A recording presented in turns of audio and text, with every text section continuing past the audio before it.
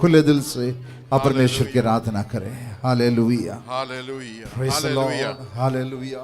हाले प्रभु को धन्यवाद करें। हालेलुया, प्रभु को धन्यवाद करें। दोनों हाथ ऊपर उठाकर दिल के गहराई से प्रभु को धन्यवाद करते रहे। हम प्रभु ने हमको कितना उपकार किया है। प्रभु का वचन है, इस प्रकार मैं सर्वदा तेरे नाम का भजन गा गा कर अपने मन्नतें हर दिन पूरी किया करूंगा। हालेलुया, गीत गा गा कर प्रभु को धन्यवाद करके अलग अलग तरीके से धन्यवाद प्रकट कर सकता है प्रभु को। प्रभु का वचन लिख, मैं होठों से प्रभु को धन्यवाद करूंगा, हाथ उठाकर प्रभु को धन्यवाद करूंगा। यहाँ क्या किया, मैं गीत गा गा कर प्रभु को धन्यवाद कर। आपका कैसे धन्यवाद प्रकट करना चाहिए आज प्रभु को, कैसे करना चाहते हैं?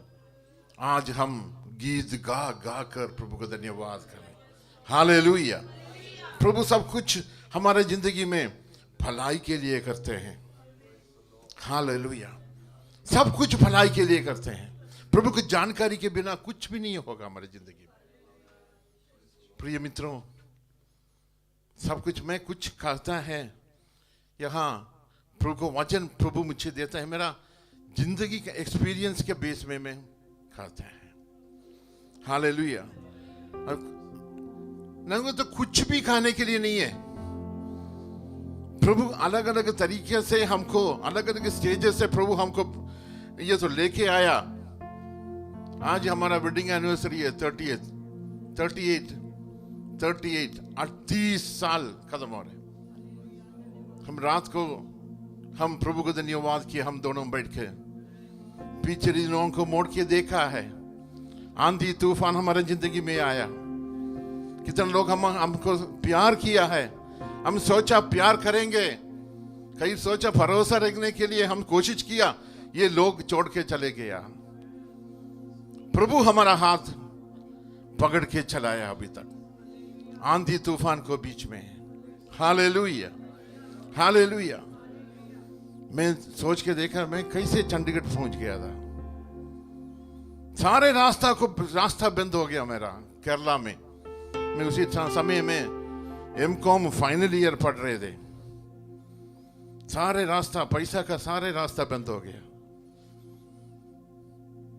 मैं हमेशा बोलता, मेरे 21 साल में, मेरा 21 ईयर में मेरा पापा का देहांत हो गया।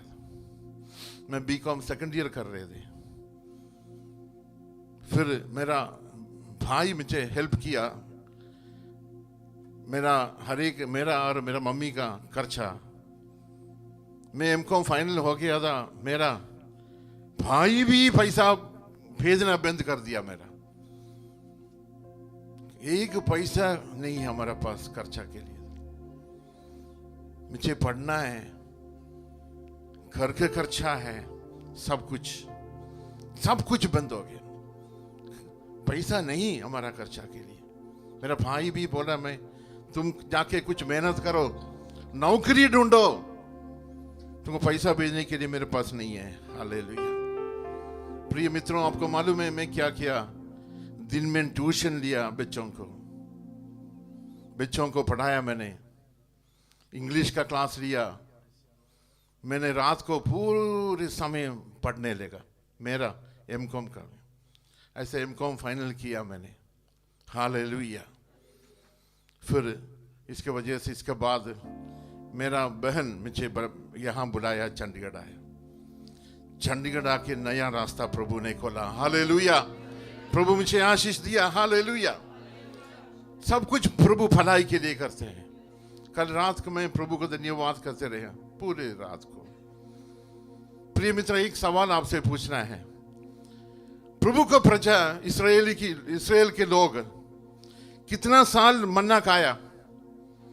कितना साल मन्ना खाते रहा? कितना? 40 साल पक्का? सविता सिस्टर, कितना साल मन्ना इसराइल के लोग मन्ना खाते रहे? 40 साल। ठीक है, मन्ना खाते रहा 40 साल। मन्ना हर एक दिन, हर एक समय मन्ना प्रभु देते रहा। इसके बाद मन्ना बंद हो गया। कब बंद हो गया? किसी को बताएंगे कब मन्ना बंद हो गया इस्राएल लोगों का?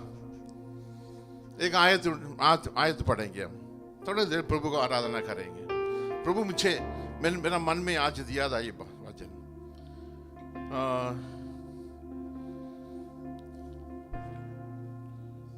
निर्गमन चैप्टर 16, निर्गमन की किताब ले लीजिए, 16 का 35 पढ़ लीजिए। इस्राएली जब तक बसे हुए देश में ना पहुंचे, हाँ, तब तक अर्थात 40 वर्ष तक मन्ना खाते रहे। 40 वर्ष तक मन्ना खाते रहे। कब तक? दोबारा पढ़ लीजिए। इसमें हाँ, इस्राएली जब तक बसे हुए देश में ना पहुंचे, तब तक हाँ, अर्थात 40 वर्ष तक मन्ना खाते रहे। इसका मतलब क्या है? बसे हुए देश में पहुंच गया था, मन्ना बंद हो गया। मरुभूमि में, जंगल में प्रभु मन्ना देते रहे थे। बसे हुए वर्ष देश में पहुंच गया, मन्ना बंद हो गया। बाकी भी पढ़ लीजिए। वे जब तक कनान देश की सीमा पर नहीं पहुंचे, हाँ, तब तक मन्ना खाते रहे। बस कहां तक? कनान देश के सीमा तक पहुंच गया, मन्ना बंद हो गया। मन्ना बंद हो गया। नेक्स्ट स्टेप क्या है? मन्ना बंद हो गया, इसके बाद कहां प्रवेश करना है? कनान देश पहुंचना है। प्रिय मित्रों, कुछ ना कुछ बंद हो जाएगा जिंदगी में, डरना मत। हालेलुया। कुछ बंद हो जाएगा, इसका मतलब क्या है? नेक्स्ट स्टेप के लिए, योर प्रमोशन के लिए। हालेलुया। कुछ बंद हो जाएगा, तो इसका मतलब क्या है? Your first step for your next stage. समझ गया आपको? आपका कुछ बंद हो गया होगा, नौकरी चले गया होगा, आर्थिक समस्या आपका होगा, बच्चे आपको छोड़ दिया होगा, आपका बच्चे आपको धोखा दिया होगा, आपका रिश्तेदार आपको छोड़ दिया होगा। इसका मतलब क्या है? चिंता मत करना, डरो मत। इसका मतलब क्या है? Your first step for your next stage. Hallelujah. मेरा एक्सपीरियंस है। हालेलुया। और यहोशू का पुस्तक ले लीजिए, इसका 5वां अध्याय। यहोशू, जोशुआ 5 का 10 से 12 पढ़ लीजिए। इसलिए हाँ, इस्राएली गिलगाल में डेरे डाले रहे, हाँ, और उन्होंने यरीहो के पास के अर्थ में पूर्णमासी की संध्या के समय फसह माना, और फसह के दूसरे दिन वे उस देश की उपज में से अख़मीरी रोटी और उसी दिन में भुना हुआ दाना भी खाने लगे। हाँ, शुरू से पढ़ लीजिए। इस्राएली गिलगाल में डेरे इस्राएल गिलगाल में डेरे रहे, डेरे डाले रहे, और उन्होंने यरीहो के पास के अराबा में पूर्णमासी की संध्या के समय फसह माना। फसा माना। इस्राएल के लोग मिस्रैम से निकल के बाद पहले बार फसा माना। क्या बनाया? और फसह के दूसरे दिन वे उस देश की उपज में से अख़मीरी रोटी और उसी दिन से भुना हुआ दाना भी या अपने मेहनत से, अपने उपज से क्या बनाया? अख़मीरी रोटी बना के खाया। Hallelujah, hallelujah. प्रभु कैसे इंतजाम कर रही है देखना। He is going to stop मन्ना। इसके पहले क्या किया? अपने मेहनत से, अपने उपज से अख़मीरी रोटी बना के खाने के लिए प्रभु इंतजाम किया। Hallelujah, hallelujah. नीचे पढ़ लीजिए। और उसी दिन से भुना हुआ दाना भी खाने लगे। बुना हुआ दाना भी खाने रहे। इसका मतलब इस्राएल लोगों का खाना प्रभु ने बंद नहीं किया। एक स्टॉप करेगा तो दूसरा की अरेंजमेंट पहले प्रभु ने किया। Hallelujah, hallelujah. प्रभु मन्ना बंद करने वाला है। इसके पहले प्रभु ने क्या किया? अपने मेहनत से, अपने उपज से खाना तैयार करके दिया है। हालेलुया। पढ़ लीजिए नीचे इसके भी क्या। और जिस दिन वे उस देश की उपज में से खाने लगे, हाँ, उसी दिन सवेरे को मन्ना बंद हो गया। बंद हो गया। हाले मन्ना बंद कर दिया। प्रिय मित्रों, उसी दिन और जिस दिन वे उस देश की उपज में से खाने लगे, उसी दिन हाँ, सवेरे को मन्ना बंद कर दिया। हालेलुया। मन्ना बंद कर दिया। इसका डरो मत, चिंता मत करना, तुम भूखे नहीं रहेंगे। तुम्हारा मन्ना बंद किया हो तो भूखे नहीं रहेंगे। हालेलुया। प्रभु दूसरा इंतजाम किया हुआ है तुम्हारे लिए। Hallelujah, hallelujah. आपसे कुछ रिस्पॉन्स नहीं आ रहे, आपका समझ नहीं होगा। हालेलुया। मुझे समझ गया, मुझे प्रभु कैसे चलाया, मेरे गवाही में आपको बताया। Hallelujah, hallelujah, hallelujah. मन्ना बंद कर दिया। अपना मेहनत से, अपना उपज से मेहनत करके प्रभु देने वाला है, इसलिए तुम्हारा मन्ना बंद कर दिया। हालेलुया। मन्ना बंद किया तो first step for your next stage. Hallelujah.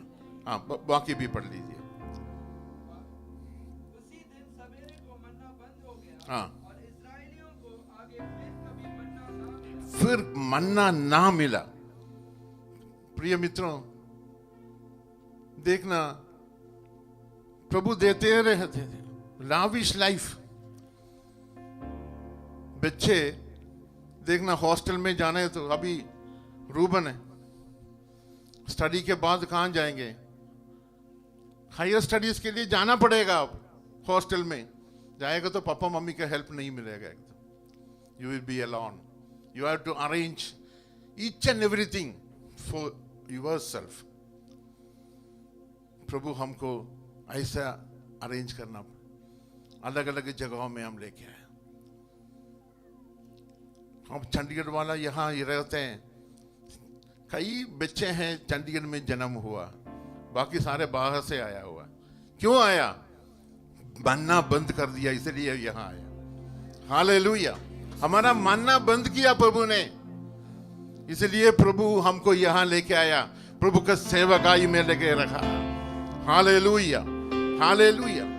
मानना बंद करेगा तो चिंता मत करना, प्रभु दूसरा इंतजाम किया हुआ है। उसी दिन से मन्ना नहीं मिला ना, परंतु उस वर्ष उन्होंने कनान देश की उपज में से खाया। कनान देश के उपज से खाने लगा। हालेलुया। हम मेहनत करना पड़ा। वैसे मन्ना तो फ्री मिलता था, फ्री। सुबह शाम को इसका कलेक्ट करना, खाना, नो मेहनत, नो वैल्यू। ठीक है ना? इसका वैल्यू को पता नहीं चला। और मेहनत करके अपना उपज से खाने के लिए प्रभु ने सिखाया। इसलिए प्रिय मित्रों, आपका नौकरी बंद हो गया, आपका आर्थिक सोर्स बंद हो गया, आप ध्यान रखना, आपका हालेलुया रास्ता बंद नहीं हुआ। प्रभु आपका हाथ छोड़ा नहीं है, आपका हाथ पकड़ा हुआ है। आपके लिए दूसरा इंतजाम प्रभु ने किया। हालेलुया। सब कुछ प्रभु भलाई के लिए करते हैं। प्रिय मित्रों, प्रभु सब कुछ हमारा भलाई के लिए करते हैं। ये गीत गाएंगे, भलाई को छोड़कर कुछ भी नहीं किया, भलाई को ही वह करता हमेशा। हालेलुया। हानि के लिए कभी कुछ भी ना हुआ, भलाई के लिए हो गया सब कुछ। भलाई के लिए सब कुछ हमारा भलाई के लिए किया, कुछ भी हमारा हानि के लिए प्रभु नहीं किया। हालेलुया। गीत गाएंगे। कितने लोग जानते हैं ये गीत? ऊंचा है तू, सबसे ऊंचा है तू, तेरे जैसा कोई भी नहीं। सब कुछ भलाई के लिए प्रभु ने किया। हालेलुया। गीत गाए।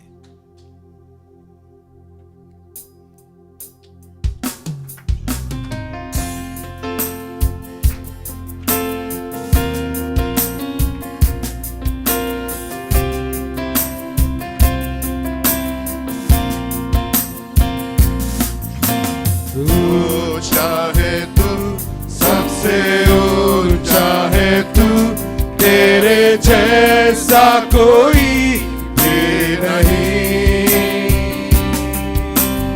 ऊंचा है तू, सबसे ऊंचा है तू, तेरे जैसा कोई भी नहीं।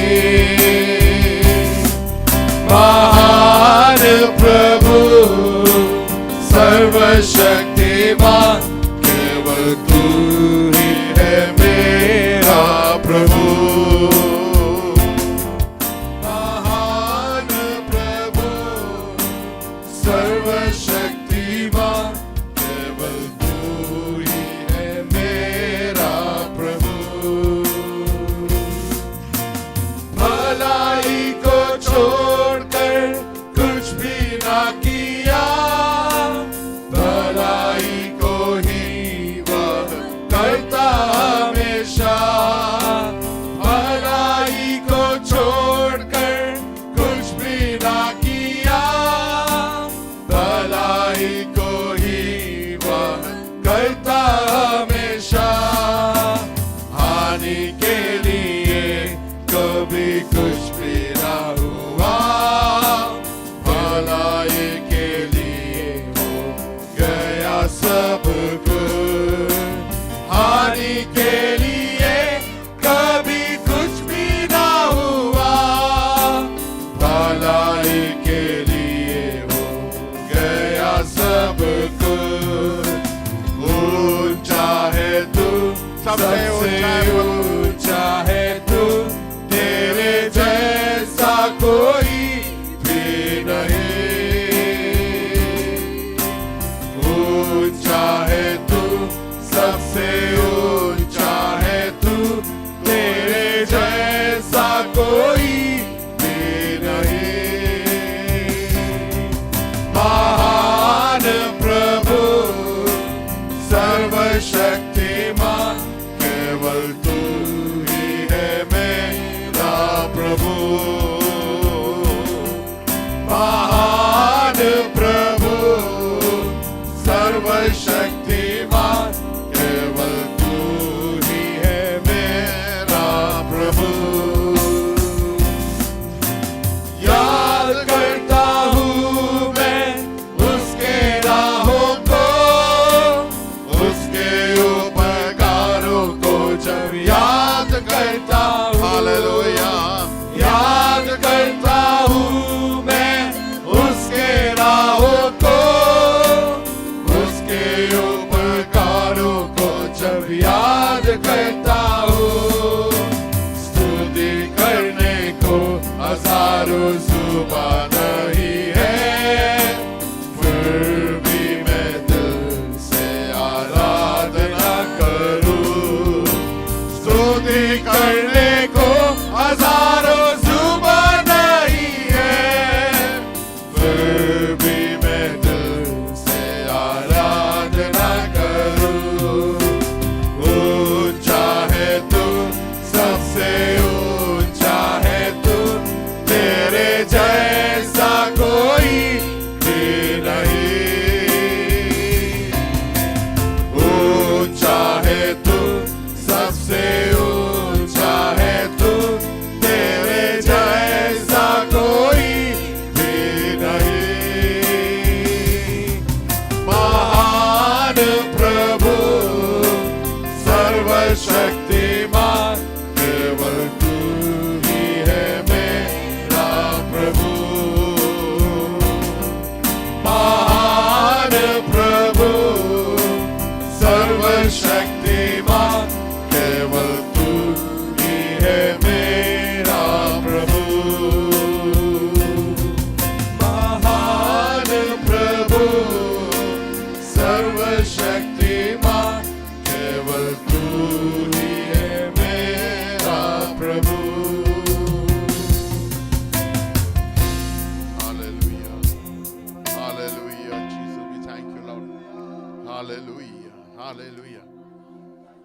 भलाई को छोड़कर कुछ भी नहीं किया, सब कुछ भलाई के लिए किया। कितना लोग विश्वास करते हैं सब कुछ मेरा जिंदगी में भलाई के लिए दिया। इस्राएल लोगों को मन्ना बंद किया कि भलाई के लिए, ये दोष के लिए नहीं, इस्राएल लोगों को खत्म करने के लिए नहीं, भूखे मरने के लिए नहीं। हालेलुया। प्रभु दूसरा इंतजाम भी किया है। हाले अपना मेहनत से, अपना उपज से बनाया हुआ खाना खाने के लिए प्रभु ये लोगों को तैयारी किया। हालेलुया। एक और गीत हम गाएंगे, परीक्षा मेरा प्रभु देगा तो भी निवारण मेरे लिए रखा हुआ है, कोई सवाल नहीं पूछूंगा। प्रभु से मैं नहीं पूछूंगा, हम पूछने की जरूर नहीं है, मेरा मन्ना क्यों बंद किया। हालेलुया। मेरा मन्ना क्यों बंद किया, इस सवाल पूछना हमारा कर्तव्य नहीं है, प्रभु से पूछने का जरूर नहीं है। हालेलुया। क्योंकि सब कुछ भलाई के लिए प्रभु ने किया है, ये विश्वास करता है। मेरा विश्वास है सब कुछ मेरा भलाई के लिए प्रभु ने किया। हालेलुया। ये गीत गाएंगे हम, परीक्षा मेरा प्रभु देगा तो भी निवारण मेरे लिए रखा हुआ है, कोई सवाल नहीं पूछूंगा, कोई सवाल नहीं पूछूंगा। परीक्षा मेरा जिंदगी में है, it's a part of my spiritual life. परीक्षा, कितना परीक्षा हमको सह सकता है, इतना परीक्षा प्रभु देंगे, इससे ज्यादा नहीं देंगे। ज्यादा परीक्षा देगा तो मैं क्या करूंगा, मैं फट जाऊं। शिवम कौन सा क्लास में, 6th स्टैंडर्ड में, इसका IAS का क्वेश्चन देगा तो कर नहीं सकता। MBBS का क्वेश्चन दे दो 6th स्टैंडर्ड में, आप इसका जवाब दे सकता है? नहीं। हमारा आत्मिक जिंदगी में ऐसा है, कितना परीक्षा हम सह सकते हैं, इतना परीक्षा देंगे प्रभु, इससे ज्यादा नहीं देंगे। परीक्षा के साथ साथ इसका क्या देंगे, निवारण भी प्रभु हमको दिखाएंगे। प्रिय मित्रों, ये मसीह जिंदगी, ये मसीह जिंदगी, हालेलुया, कितना परीक्षा दे सकता है, इतना परीक्षा। ओ जीसस, हालेलुया, हालेलुया। मुंह खोल के प्रभु को धन्यवाद करते रहे। हम दुखी ऐसे बैठने की जरूरत नहीं है, सबका फेस में इतना टेंशन, टेंशन लेने का क्या जरूरत है। प्रभु महान हमारे बीच में है। ओ सबका देखे, सबका चेहरा देखे तो मुझे भी दुख आ रहे हैं, मुझे भी रोना आ रहे हैं। मेरा आंसू देखो, मैं भी रो रहे, आपका फिर चेहरा देखे। आप इतना दुख के साथ क्यों बैठे हैं, खुशी के साथ बैठो। प्रभु हमारा बीच में, प्रभु हमको चलाया, आने वाला दिनों में भी चलाने के प्रभु शक्तिमान। Hallelujah, hallelujah Jesus. ये गीत गाए हम, परीक्षा मेरा प्रभु देगा तो भी निवारण मेरे लिए रखा हुआ है।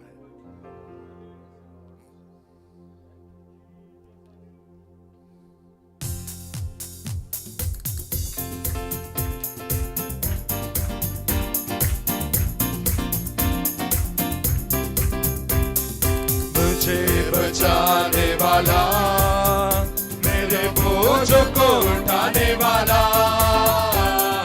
मुझे बचाने वाला, मेरे बोझों को उठाने वाला, मुझे थामने वाला, यीशु मेरे संग होता है। मुझे थामने वाला, यीशु मेरे संग होता है। परीक्षा मेरा प्रभु देगा तो भी निवारण मेरे लिए रखा हुआ है। परीक्षा मेरा प्रभु देगा तो भी निवारण मेरे लिए रखा हुआ है। कोई सवाल नहीं करूँगा, मेरे भलाई के लिए होता है। कोई सवाल नहीं करूँगा, मेरे भलाई के लिए होता है। कभी घुट में गिरूंगा तो भी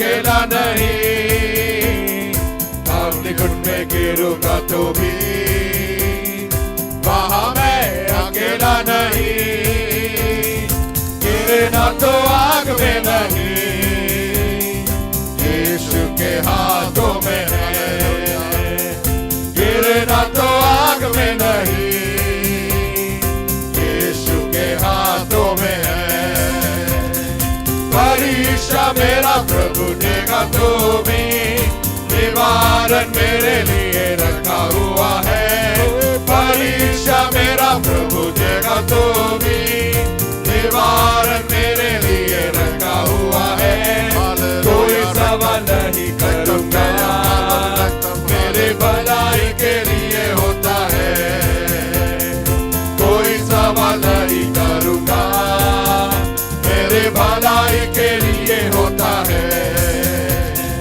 कठिन परीक्षाओं की गहराई से गुजरने समय, कठिन परीक्षाओं की गहराई से गुजरने समय, चलने वाला यीशु है, मैं उसके बाहों में हूँ, चलने वाला यीशु है, मैं उसके बाहों में हूँ, परीक्षा मेरा प्रभु देगा तो भी, निवारण मेरे लिए रखा हुआ है, परीक्षा मेरा प्रभु देगा तो भी, निवारण मेरे लिए रखा हुआ है, कोई सवाल नहीं करूंगा, मेरे भलाई के लिए होता है, कोई सवाल नहीं करूंगा, मेरे भलाई के लिए होता है, प्रभु मेरे पक्ष में है, अच्छे से जानता हूँ मैं, प्रभु मेरे पक्ष में है, अच्छे से जानता हूँ मैं, प्रभु मेरे साथ है तो विरोध में कौन रहेगा, प्रभु मेरे साथ है तो विरोध में कौन रहेगा, परीक्षा मेरा प्रभु देगा तो भी, निवारण मेरे लिए रखा हुआ है, परीक्षा मेरा प्रभु देगा तो भी, निवारण मेरे लिए रखा हुआ है, कोई सवाल नहीं करूंगा, मेरे भलाई के लिए होता है, कोई सवाल नहीं करूंगा, मेरे भलाई के लिए होता है, परीक्षा मेरा प्रभु देगा तो भी, निवारण मेरे लिए रखा हुआ है, परीक्षा मेरा प्रभु देगा तो भी, निवारण मेरे लिए रखा हुआ है, कोई सवाल नहीं करूंगा, मेरे भलाई के लिए होता है, कोई सवाल नहीं करूंगा, मेरे भलाई के लिए होता है, परीक्षा ಎಂದೇ ದೈವ ಮಾಡುವನಿಚ್ಚ ಪರಿಹಾರವೆನಿಕ್ಕಾಯಿ ಕರುಣಿಟ್ಟುಂಟ ಪರೀಕ್ಷಾ ಎಂದೇ ದೈವ ಮಾಡುವನಿಚ್ಚ പരിഹാരമെനിക്കായി കരുതിയിട്ടുണ്ട് എന്തിനെന്ന് ചോദിക്കില്ല ഞാൻ എന്റെ നന്മയ്ക്കായി എന്നറിയുന്നു ഞാൻ എന്തിനെന്ന് ചോദിക്കില്ല ഞാൻ എന്റെ നന്മയ്ക്കായി എന്നറിയുന്നു ഞാൻ ഓ परीक्षा मेरा प्रभु देगा तो भी निवारण मेरे लिए रखा हुआ है परीक्षा मेरा प्रभु देगा तो भी निवारण मेरे लिए रखा हुआ है कोई सवाल नहीं करूँगा मेरे भलाई के लिए होता है कोई सवाल नहीं करूँगा मेरे भलाई के लिए होता है कोई सवाल नहीं करूँगा मेरे भलाई के लिए होता है कोई सवाल सवाल नहीं करूँगा, मेरे भलाई के लिए होता है।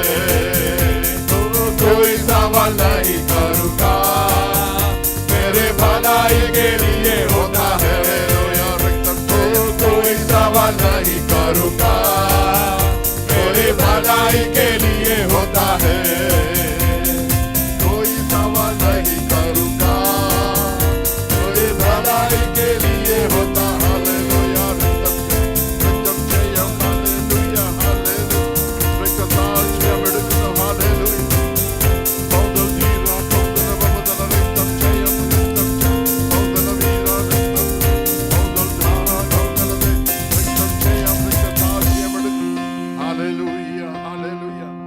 Hallelujah. Oh Jesus. कर्ता समर्पण, आत्मा और जीवन। धन्यवाद कर, दिल के गहराई से धन्यवाद करके हम बैठेंगे। कर्ता समर्पण, आत्मा और जीवन, तेरी आराधना मैं तन मन धन करता समर्पण। अपने आप समर्पण करें। आत्मा और जीवन तेरी आराधना मैं तन मन धन। प्यारे मसीहा हो धन्यवाद हो तेरी स्तुति आराधना। प्यारे मसीहा हो धन्यवाद हो तेरी स्तुति आराधना। करता समर्पण, आत्मा और जीवन तेरी आराधना मैं तन मन धन करता समर्पण। Hallelujah Jesus.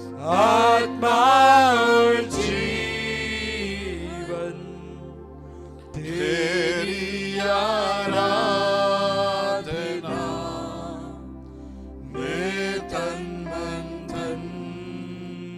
हम समर्पण करके प्रार्थना करें, अपने आप समर्पण करें। प्रभु अभी तक हमको संभाल कर रखा, आने वाले दिनों में इंडिया में हमारे भारत में क्या होने वाला है हमको नहीं पता। आराधना करने के लिए कितना आजादी मिलेगा नहीं मिलेगा हमको नहीं पता। वचन पढ़ने के लिए अवसर मिलेगा नहीं मिलेगा हमको नहीं पता।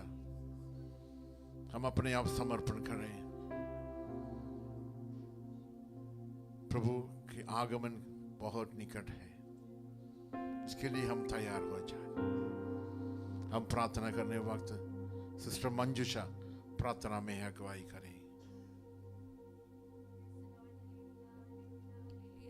हालेलुया परमेश्वर पिता, धन्यवाद करते हैं आपने हमें इस समय तक संभाल के रखा प्रभु जी। सुबह से लेकर अब तक सहायता और रक्षा मदद किए परमेश्वर, इसलिए आपको धन्यवाद करते हैं मेरे राजा। प्रार्थना करते हैं परमेश्वर पिता, यहाँ पे जितने भी जन उपस्थित है परमेश्वर सबको आप आशीष करने के लिए आप सुनते हो। प्रार्थना करते हैं मेरे राजा, जो लोग नहीं आने पाए परमेश्वर वो भी जिस स्थान में परमेश्वर उनको आप आशीष करने के लिए आप सुनते हो। प्रार्थना करते हैं होने दीजिए परमेश्वर पिता। यहाँ पे जितने भी जन उपस्थित है परमेश्वर, छोटे से लेकर बड़े तक परमेश्वर, सबकी इच्छाओं का आप जानते हैं परमेश्वर, सबकी इच्छाओं का पूरा करने के लिए आप सुनते और प्रार्थना करते हैं। जो दुख और तकलीफ में है मेरे राजा, उनके दुख तकलीफ परेशानियों को जानने वाला आप जिंदा खुदा है परमेश्वर पिता। उनके बोझों को परेशानियों को आप दूर हटा देने के लिए आप सुनते और प्रार्थना करते हैं मेरे राजा। परिवार में पढ़ने वाले हर एक जनों के लिए आप सुनते और प्रार्थना करते हैं परमेश्वर। पढ़ाई में लगने वाला सारा बुद्धि और ज्ञान आप उनको देने के लिए आप सुनते और प्रार्थना करते हैं परमेश्वर। जो भी काम करने वाले हैं परमेश्वर पिता, उनके कामों में परमेश्वर बल और सहायता रक्षा मदद प्रदान करने के लिए आप सुनते और प्रार्थना करते हैं परमेश्वर पिता। आपने अब तक संभाला, गीतों में आपने हमारी मदद की परमेश्वर। आगे वचनों के लिए भी आपके विनती और प्रार्थना करते हैं परमेश्वर। वचन आपकी ओर से होने के लिए आप सुनते और प्रार्थना करते हैं, सुन के जाने के लिए नहीं लेकिन जीवन में स्मरण रखने के लिए आप सुनते और प्रार्थना करते हैं मेरे राजा।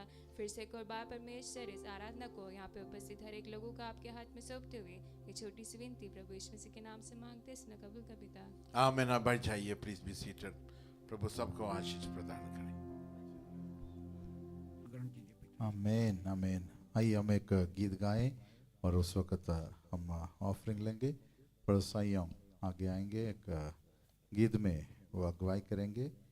यीशु मसीह तेरा जैसा कोई नहीं, इस गीत को गाएंगे। हम मिलकर गाएं और इस वक्त हम अपने भेंट चुकाएं। Good morning, everyone. First of all, I would like to thank God for giving me this wonderful new day and new life. So secondly, I would like to thank our Pastor Jay for giving me this opportunity to sing one song. So now I'm going to sing Hindi song. So if you are know, so you can sing along with me. Thank you.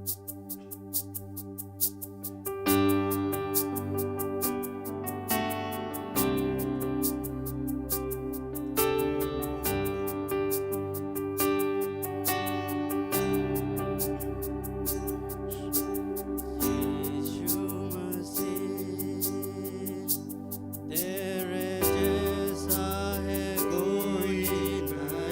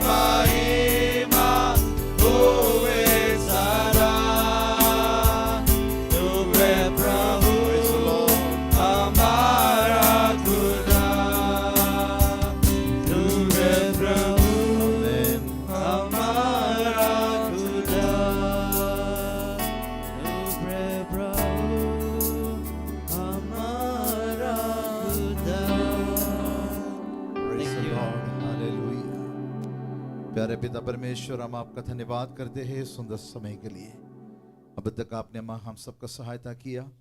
सप्ताह की पहला दिन इकट्ठे होकर आपकी आराधना करने के लिए प्रभु जी अलग अलग जगहों से एक छोटे से झुंड बनाकर इस जगह पर आपने एकत्रित किया। हम आपका धन्यवाद करते हैं परमेश्वर। एक एक को नाम बनाम आशीष दे प्रभु और बरकतें दें। और प्रभु जितने गवाही हमने सुना, सारे गवाहियों के लिए आपका धन्यवाद। जो भी प्रार्थना विषय आपके सन्मुख रखे हैं, हम विश्वास करते हैं परमेश्वर आपने उन प्रार्थनाओं को सुना है और हमारी प्रार्थनाओं का जवाब आप देने वाले हैं। प्रभु आपका धन्यवाद करते हैं आपके तमाम आशीषों के लिए। प्रभु जी यहाँ पर लिया इस भेंट को आपके हाथ में समर्पण करते हैं। इस पर तेरे आशीष हम मांगते प्रभु, 60 गुना 100 गुना प्रतिबल दे। एक एक को नाम बनाम आशीष बरकत देना। किसी के जीवन में कोई भली वस्तु की कमी घटी ना रहे प्रभु। हम प्रार्थना करते परमेश्वर सबके जीवन में अब प्रभु जी आप आशीष देना, तमाम ज़रूरतों को आपने पूरा करना, छोटे से लेकर बड़ी ज़रूरतों को भी आप पूरा करें प्रभु। और इस पर ये भेंट प्रभु आपके नाम की महिमा के लिए इस्तेमाल करने में भी आप सहायता और मदद करना। आगे के समय को भी हम आपके हाथ में समर्पण करते हैं। अब तक संभाला, आगे भी हमारी अगुवाई कर, यीशु के नाम से मांगते हैं हमें। इसमें भी आप सभी उसमें भी शामिल होने का प्रयास करें। प्रभु का धन्यवाद हो आज के दिन के लिए। और थोड़ी देर हम परमेश्वर के वचन से हम मनन करेंगे। और आज का दिन का खासियत क्या है? हमारे लिए नहीं, हमारे लिए तो सबके, ठीक है ना। हमारे लिए तो सारे संडे सारे दिन एक जैसा है, लेकिन दुनिया क्या मनाते हैं आज? Palm Sunday. जैसे कल प्रभु का दास बाइबल स्टडी के बीच में कह रहे थे कि जो लोग पाम संडे मनाते हैं उनको जाकर एक बार पूछना कि पाम संडे क्या होता है, उनको भी मालूम नहीं होगा। अगर मैं आपको पूछूं अभी, आप में से भी शायद सभी को इस बात का मालूम, कुछ लोगों को तो जरूर मालूम होंगे, लेकिन सभी को इस बात का मालूम नहीं होंगे। ठीक है, आजकल आपको पता है कि पूरा विश्व में जो 40 दिन का रोजा चल रहे हैं, 50 दिन का, सॉरी 40 दिन का होता है ना, 40 दिन का, नॉट 50 दिन, 40 दिन का होता है। 40 दिन का रोजा चल रहा है। ठीक है, रोजा सही बेटा ना जगन्नाथ जी? नहीं, रोजा शब्द मसीह में भी यूज करते हैं, मुसलमान भी यूज करते हैं। ठीक है ना। तो ये तो उर्दू शब्द है, ठीक है ना। वही कर सकते हैं हम, वही शब्द सारे कलीसियाओं में इस्तेमाल करते हैं, ठीक है ना। लेकिन जिसका मसीहत के साथ कोई लेना देना तो है ही नहीं। ठीक है, यीशु मसीह का दुख उठाने से पहले यीशु मसीह ने कभी 40 दिन का उपवास नहीं किया। वो 40 दिन का उपवास तो सेवकाई की शुरुआत में था। ठीक है, और ये जो पाम संडे, उसी के विषय में मैं आज कुछ बातें आपको बताऊंगा। पाम संडे के बारे में नहीं, क्यों है और क्या है ये और क्या हुआ वहां पर, इस बात के विषय में कुछ बातें मैं आपके बीच में कहने के लिए चाहूंगा। ये कहा जाता है कि यीशु मसीह को जो क्रूस की मृत्यु से या जी उठने से 6 दिन पहले की बात है। ठीक है, यरूशलेम का विजयी प्रवेश। ठीक है ना, बाइबल में भी आप देखेगा तो वही हेडिंग आपको मिलेगा, यरूशलेम में विजयी प्रवेश, the triumphal entry of Jesus to Jerusalem. वही है जो पाम संडे के रूप में लोग मनाते हैं। लेकिन मजे की बात यह है कि लोग सिर्फ खजूर की डालियों को देखा है। ठीक है ना, आपको पता है कि खजूर की डालियों के बारे में कहां लिखा है?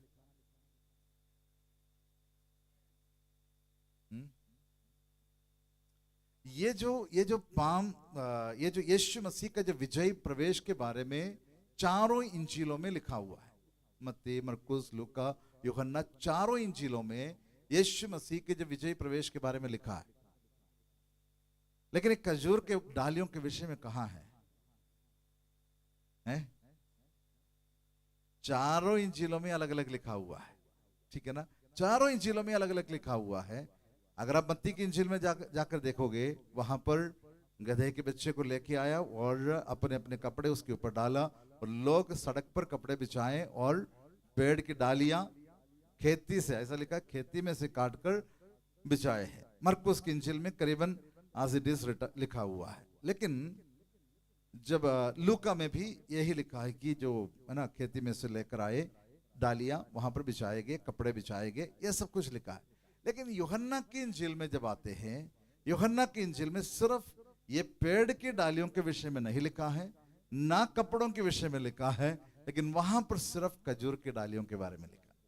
यूहन्ना की इंजील अगर 12 अध्याय में हम पढ़ेंगे, उस आयतों को बाद में हम पढ़ेंगे, तो वहां पर खजूर की डालियों के बारे में लिखा है। तो मैं ये बात बताने के लिए चाहूंगा कि खजूर की डालियां कौन पकड़ा था और क्यों पकड़ा था, ठीक है ना। ये दोनों विषय हमें समझना बहुत जरूरी है, ठीक है। तो हम इस बात को जानते हैं कि यीशु मसीह कौन है, राजाओं का राजा है, और हम कहते हैं कि शांति का राजकुमार है, ठीक है। ये सब बातें हम बताते हैं। तो सबसे पहले 2-3 चीजें इसमें बहुत महत्वपूर्ण है। ये जो पाम संडे की या यीशु मसीह की जो यरूशलेम का जो विजय प्रवेश के बीच में 2-3 चीजें बहुत महत्वपूर्ण है। उनमें से एक है एक गधे की बच्चा, ठीक है। दूसरा है खजूर की डालियां या पेड़ की डालियां जो भी है, और तीसरा है क्या हो सकता है, लोगों ने जो जय जयकार किया, होशाना, ठीक है। ये 3 चीजें जो हैं, ये जो घटने में बहुत महत्वपूर्ण है। तो एक एक चीज को हम थोड़ा जल्दी उसमें हम जाएंगे कि यीशु मसीह एक गधे के बच्चे के ऊपर क्यों सवार हुए। सबसे पहला सवाल तो मेरा यह है, एक गधे के बच्चे के ऊपर यीशु मसीह सवार होने का मतलब क्या है? यीशु मसीह अपना नम्रता दिखाया, और क्या क्या कारण हो सकता है कि यीशु मसीह ने गधे को या गधे के बच्चे को इस्तेमाल किया। क्योंकि गधा जो है एक मैजेस्टिक एनिमल तो नहीं है, मतलब राजा लोग यूज करना या बहुत ही क्या बोल सकते हैं हम, बहुत नहीं बहुत प्राउड के साथ या बहुत गर्व के साथ इस्तेमाल किए जाने वाले एक जानवर नहीं है। कौन सा? गधा, ठीक है। लोग उसको काम करवाने के लिए इस्तेमाल करते, बोझ उठाने के लिए इस्तेमाल करते।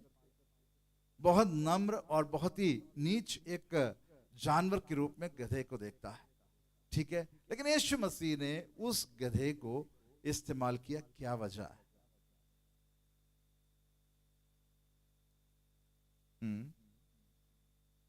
यीशु मसीह जैसे बोला कि अपना नम्रता दिखाया। यीशु मसीह जो हीन लोगों के लिए आया, यीशु मसीह सबके लिए आया, लेकिन यीशु मसीह जो सबको ना हर किस्म के लोगों को क्या है अपने पास बुलाया है। और कोई वजह है? हाँ, मेन बात तो यह है कि कारण क्या है। यीशु मसीह के बारे में जकरिया नबी की किताब 9 अध्याय की 9 और 10 आयत में क्या है, यीशु मसीह के बारे में यह भविष्यवाणी हुई है कि है सियोन, पढ़िएगा कोई, हाँ हाँ,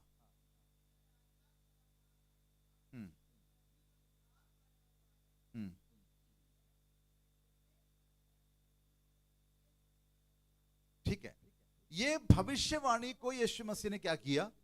पूरा किया है। यीशु मसीह ने अपने बारे में जो जकरिया नबी ने दिया हुआ बताया हुआ उस भविष्यवाणी को उसने क्या किया? इवा बैठ जाओ वहां पे, पूरा किया है, ठीक है। सबसे पहली बात तो भविष्यवाणी का पूरा हुआ है। दूसरी बात, यीशु मसीह ने इस बात को क्यों इस्तेमाल किया है? अगर मध्य पूर्वी देशों में जाएंगे तो पुराने समय पर राजा लोग लड़ाई के लिए किस पे जाएगा? घोड़े के ऊपर जाएगा, ठीक है ना। लड़ाई के लिए घोड़े के ऊपर जाएगा, लेकिन लड़ाई कर कर जीत पाकर शांति के साथ वापस आते हैं, वो गधे के ऊपर वापस आते हैं, ठीक है। कारण आप समझ लेना, ठीक है। लड़ाई करने के लिए घोड़े के ऊपर जाते हैं, लेकिन लड़ाई में जीत पाकर वो शांति के साथ आ रहा है, तो फिर क्या करेगा? वो गधे के ऊपर आते हैं, सवार होके आते हैं। बाइबल में उसका उदाहरण है?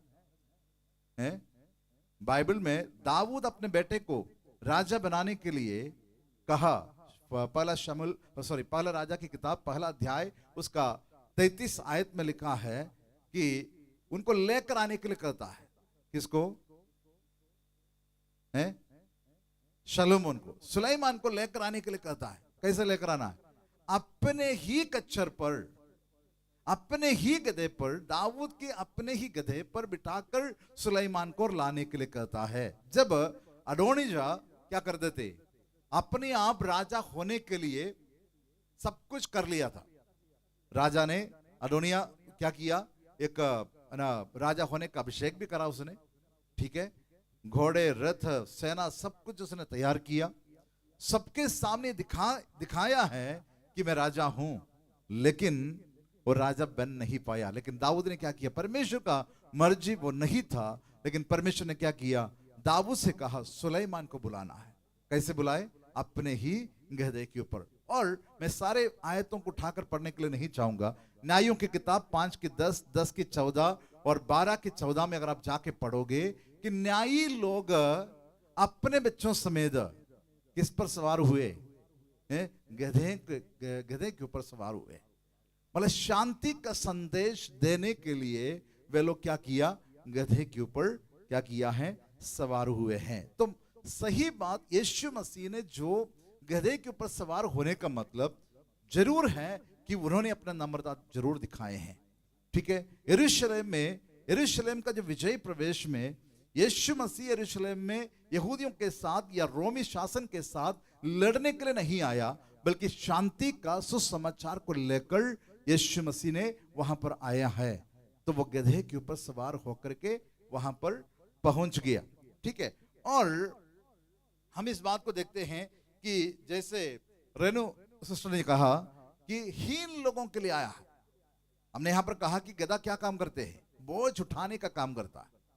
यीशु मसीह किस जानवर के ऊपर बैठकर आया कि जो बोझों को उठाने वाला एक जानवर के ऊपर बैठकर आया? किस बात के लिए?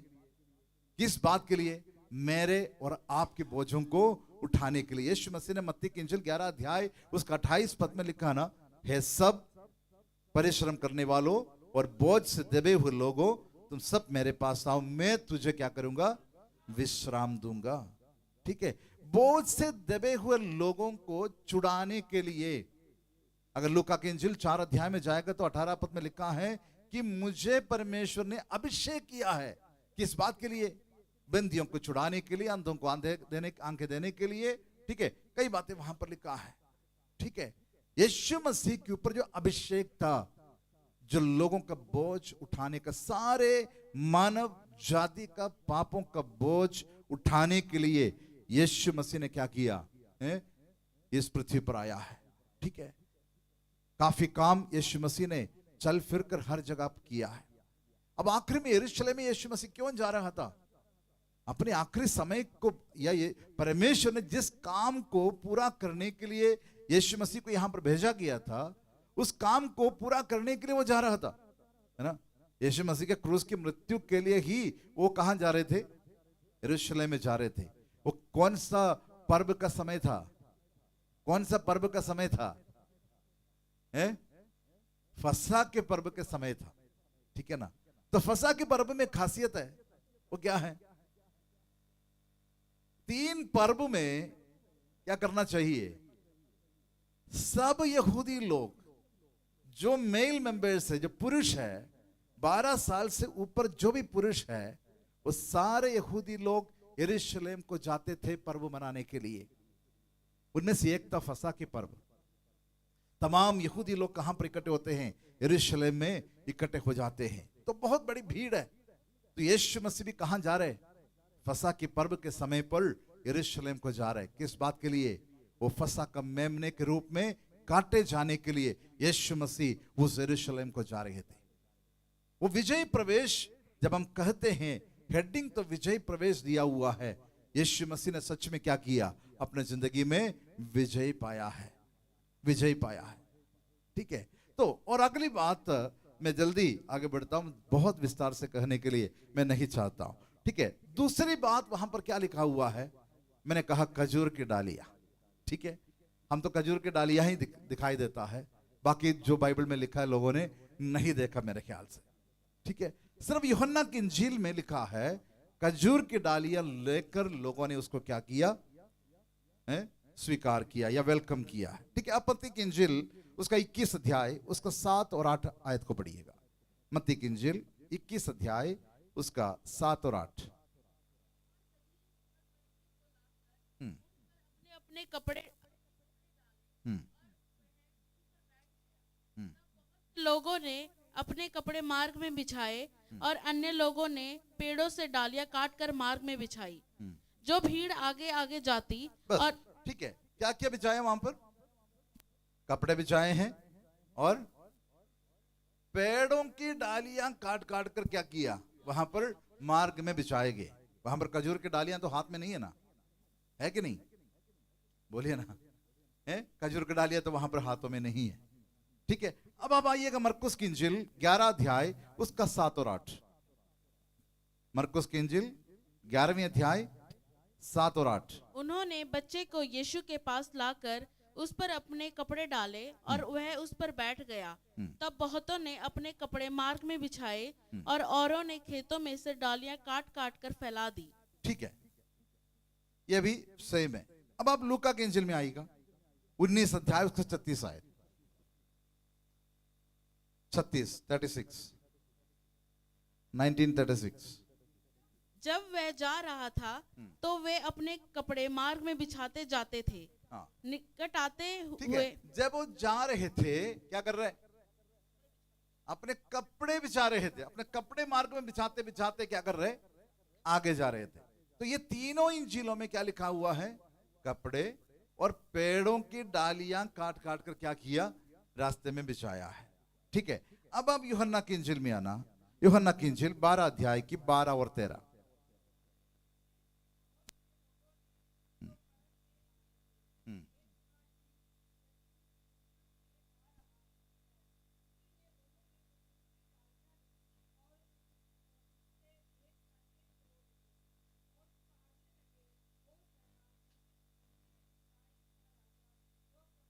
बस ठीक है, यहां पर क्या लिखा हुआ है?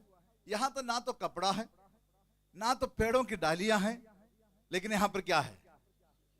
खजूर की डालियां हैं। ठीक है, तो ये चारों इंजीलों में इसके विषय में लिखा है। चारों इंजीलों में अलग अलग रीति से इसके बारे में लिखा हुआ है। ना केवल खजूर की डालियां हैं। ठीक है, तो इस बात को हम ध्यान रखें और हम इस बात को देखना है कि खजूर की डालियां किस बात को दर्शाते हैं। खजूर की डालियां विजय को दर्शाते हैं। 400 BC से लेकर खजूर की डालियां जो हैं विजय को दर्शाते थे। जो कॉम्पिटिशन्स में जो विजय लेते थे उनको क्या देते थे? खजूर की डालियां दिया करते थे एज एन अवार्ड। ठीक है ना, एक इनाम के रूप में उनको दिए जाते थे। तो खजूर की डालियां जो है विजय को दर्शाते हैं। ठीक है, इसलिए आज भी लोग क्या करते हैं?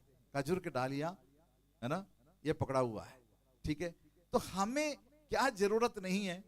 आजकल कई पेंटिकॉस्टल कलीसियाओं में भी क्या करते हैं? खजूर की डालियां लेकर चर्च में जाते हैं। कई लोग क्रॉस बना करके अपने घर में रखते हैं। ठीक है, कई लोग साल भर भी उसको संभाल कर रखते हैं। उसकी जरूरत नहीं है। वो हमें वचन नहीं सिखाते हैं, उस बात को वचन नहीं सिखाते हैं। वो वहां पर यरूशलेम में प्रवेश होने समय तक वहां पर क्या नहीं था? खजूर की डालियां दिखाई नहीं दिया।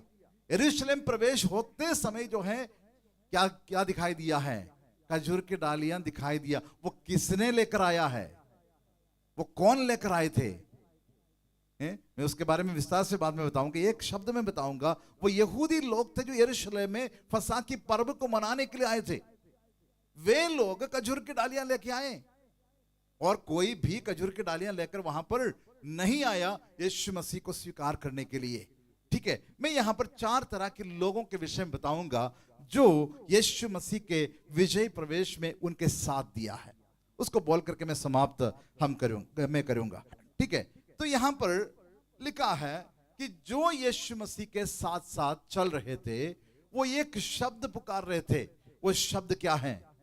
होशाना। जो प्रभु के नाम से आते हैं धन्य हैं। ये पुकार पुकार कर यीशु मसीह के साथ साथ चल रहे थे। ठीक है, ये होशाना शब्द का मतलब क्या है? होशाना शब्द का मतलब क्या है? अभी भी हम गाया कि हम गाए होशाना, ठीक है, लेकिन ये होशाना शब्द का मतलब क्या है? ऐसा है? सच में हमने इस मीनिंग के बारे में कभी सोचा ही नहीं। अगर इब्रानी भाषा में और अरामी भाषा में अगर इस शब्द का मीनिंग देखा जाए, ये लोग इब्रानी भाषा में पुकारा है। इब्रानी भाषा में इस शब्द का मतलब save now. It was a cry for salvation, it was a cry for deliverance. छुटकारे के लिए एक रोने की आवाज था होशाना। बट इन क्रिश्चियनिटी, मसीहत में होशाना शब्द क्या बन गया? ए शाउट ऑफ प्रेज, एक स्तुति का शब्द बन गया। उसका भी फर्क मैं इसी पोर्शन से मैं आपको बताऊंगा। यहां पर लिखा है होशाना, ठीक है, कौन गा रहा है होशाना? वही हमें इस बात को इस पोर्शन में से देखना है। होशाना जो शब्द का मतलब है save now, deliver us now, ठीक है, ये उद्धार के लिए या छुटकारा के लिए एक प्रार्थना है। होशाना शब्द का जो मतलब है, ठीक है, लेकिन मसीहत में आज अलग अलग मतलब है, ठीक है। मसीहत में हम इस बात को क्या करते हैं? शाउट ऑफ प्रेज, है ना, स्तुति का ध्वनि हम कहते हैं होशाना, ठीक है। तो हम इस बात को क्यों कहते हैं कि एक साल्वेशन, ये रोना था कि छुटकारा के लिए? क्योंकि इज़राइल के लोग उस समय रोमी शासन के अधीन में था, जो यहूदी लोगों को बिल्कुल अच्छा नहीं लगता था। बहुत सताव में से होकर यहूदी लोगों को जाना पड़ा। कोई आजादी यहूदियों के बीच में नहीं था।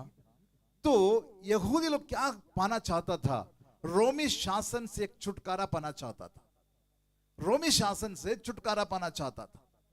तो यहां पर यीशु मसीह जब विजयी प्रवेश किया, तो यूहन्ना की इंजील से हम शुरू करते हैं, तो वहां पर अगर देखा जाए, जो खजूर की डालियां लेकर के जो यहूदी लोग उनको स्वीकार करने के लिए आए थे, वो यहूदी लोग हैं जो फसह के पर्व मनाने के लिए वहां पर आए थे। उन्होंने ना तो यीशु मसीह का काम को देखा है, ना यीशु मसीह को अच्छी तरह से जानता है, और केवल सुना सुनाई कुछ जानकारी जो उन लोगों के पास था वो रखकर क्या किया है? दौड़ कर गया कि यीशु मसीह को एक राजा के रूप में स्वीकार करने के लिए। तभी वो खजूर की डालियां लेकर के यीशु मसीह के पास पहुंचे थे, ठीक है ना। वहां पर ये नहीं था, उनको कोई आत्मिक मतलब उसमें नहीं था। यहूदी लोग जो होशाना गा करके खजूर की डालियां लेकर यीशु मसीह के पास उनको वेलकम करने के लिए जो गया, उनको कोई आत्मिक मतलब नहीं था, बल्कि एक राजनीतिक छुटकारा वे लोग अपने देश के लिए चाहता था। क्योंकि काफी यहूदियों का सवाल यीशु मसीह से यही होता था कि आप अपना राज्य को कब स्थापना करोगे? इज़राइल के लोगों को बहुत बड़ी इच्छा था कि यरूशलेम की पुनर्स्थापना, इज़राइल की पुनर्स्थापना। तो वो उस बात को चाहता था, रोमी शासन से छुटकारा पाना, रोमी राजाओं के हाथों से छुटकारा पाना। तो उन्होंने सोचा कि यीशु मसीह क्या करेगा? हमारे लिए लड़ाई करेगा, हमारे लिए लड़कर क्या करेगा? अपना राज्य इज़राइल को पुनर्स्थापना करेगा, और वो एक मसीहा बनकर इस हमारे ऊपर क्या करेगा? वो राज करेगा। तब वो विजय को दिखाने के लिए उसने क्या किया? तमाम यहूदी लोग खजूर की डालियां लेकर उसके पीछे लग गया है। जो यूहन्ना की इंजील में हमें दिखाई देते सिर्फ खजूर की डालियां, वहां तक की जो यात्रा के बारे में हमें नहीं पता यूहन्ना की इंजील में, लेकिन वो दूसरे इंजीलों में लिखा हुआ है। यूहन्ना की इंजील में यरूशलेम में जब प्रवेश किया तो यहूदी लोग वो खजूर की डालियां लेकर के यीशु मसीह को वेलकम किया। वही यहूदी लोग जब पिलातुस के पास जब गया, यही यहूदी लोगों ने क्या किया? पुकारा कि इसको क्रूस पर चढ़ाओ, ठीक है ना। जो होशाना गा रहे थे, हमें छुटकारा दो कर उनको पुकार रहे थे, वही लोग पिलातुस के महल में खड़े होकर, उस कचहरी में खड़े होकर के कहा कि उस पर इसको क्या करे? क्रूस पर चढ़ाया जाए। तो यहां पर एक घटना तो यह है, ये लोग उनके साथ है। और दूसरा, अब पढ़िएगा मत्ती की इंजील उसका 21 अध्याय की 9 आयत को पढ़िए।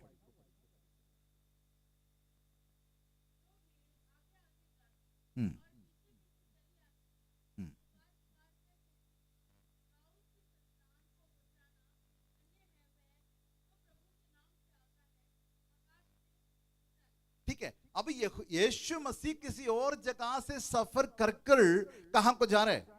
यरूशलेम को जा रहे हैं। बैतफागे के पास आकर के यीशु मसीह ने चेलों को बोला, गदही के बच्चों को मंगाया, उसके ऊपर बैठकर जब सफर करते हैं, क्या लिखा है? उसके जो भीड़ उसके आगे आगे चलती थी और जो पीछे पीछे चलती थी, वो क्या कर रहा है? पुकार पुकार कर कहते हैं। ठीक है, अब ऐसा हो गया, उनको एक नेता मिल गया है। ठीक है, उनमें से कुछ लोगों को क्या है? अनुभव है, और सबको नहीं है। ठीक है, सबको नहीं है। अगर किसी को नेता बना करके कोई इंकलाब जिंदाब कहने लग जाएंगे तो क्या हो जाएगा? बहुत लोग पीछे पीछे लग भी जाएंगे। ठीक है ना? तो आगे आगे जो चलते हैं, पीछे पीछे जो चलते हैं, वो क्या कर रहा है? होशाना कर कर इनको आगे लेकर के जा रहा है। क्योंकि अभी तक की जो यीशु मसीह की जिंदगी, वो क्या था? लोगों के लिए सिर्फ भलाई का काम किया है, सिर्फ भलाई का काम किया है, और उसको छोड़कर कुछ भी उसने नहीं किया, कोई दोष नहीं किया। ठीक है, पकड़वाने के लिए कई बार यहूदी लोगों ने कोशिश किया तो भी कोई दोष उसमें नहीं पाया गया। तो भीड़ उसके पीछे पीछे चलकर क्या कर रहे हैं? पुकार रहे हैं, होशाना। ठीक है, दूसरा मरकुस की इंजील 11 अध्याय उसका 9 और 10। हाँ,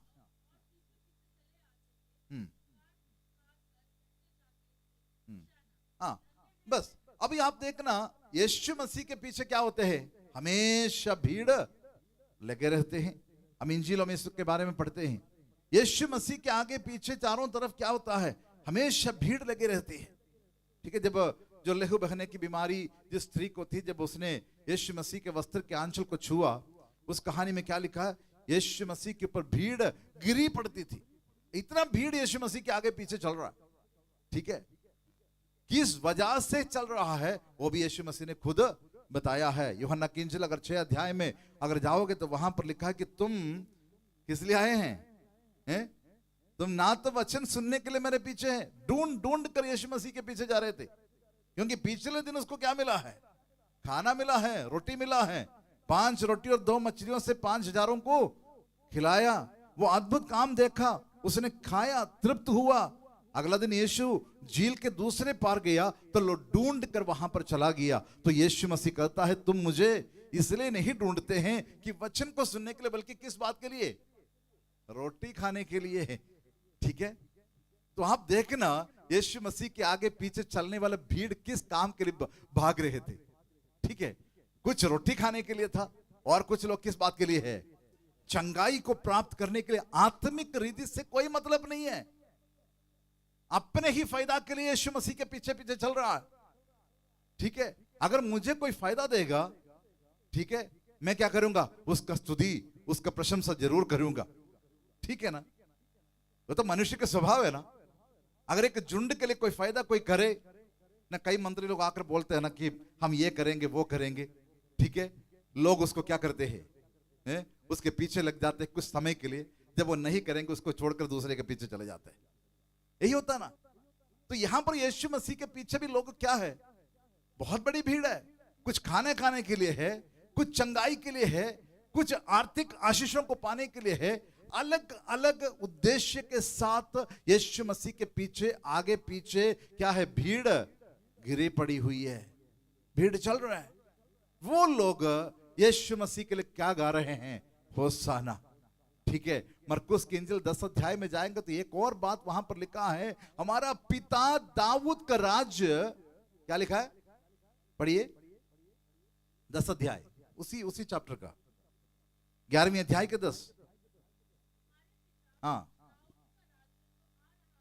हाँ, ठीक है, हमारा पिता दाऊद का राज्य जो आ रहा है। ये दाऊद का राज्य कौन सा था? उनके मन में जो पुराना इस्राएल है। हमारा पिता दाऊद का राज्य आ रहा है।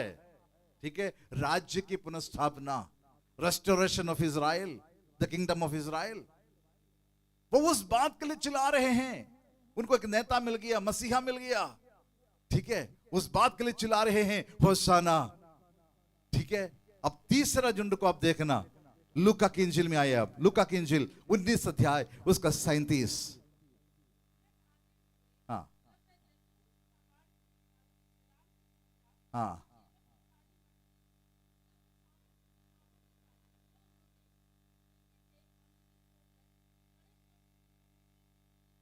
बस यहां पर आ गया असलियत, ठीक है ना।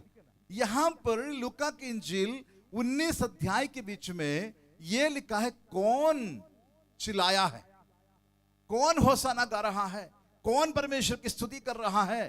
क्या लिखा है?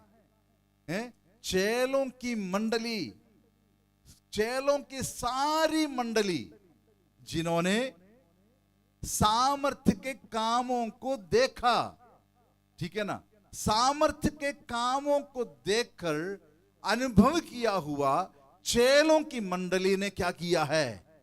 पुकार पुकार कर कहा होशाना। वो सच में परमेश्वर की आराधना कर रहे थे। ये जो तीनों झुंड में से अलग होकर आराधना करने वाले एक झुंड कौन था? सिर्फ यही था, ठीक है ना। जो काम को देखकर अनुभव कर कर जो परमेश्वर की आराधना किया।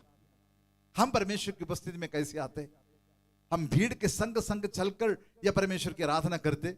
व्यक्तिगत रूप में कोई अनुभव नहीं है, व्यक्तिगत रूप में अनुभव नहीं है, लेकिन भीड़ के साथ चलो, वे सब जा रहे, मैं भी जा रहा हूं, ठीक है। हम भी परमेश्वर की आराधना करें, वे भी परमेश्वर की आराधना कर रहे, हम भी क्या करेंगे? प्रभु की आराधना करें। क्या हम लोग उस मूड पर प्रभु की हजूरी में आए हुए क्या? अब इस बात को देखना। यहां पर जैतून के पहाड़ पर आते ही क्या करा है?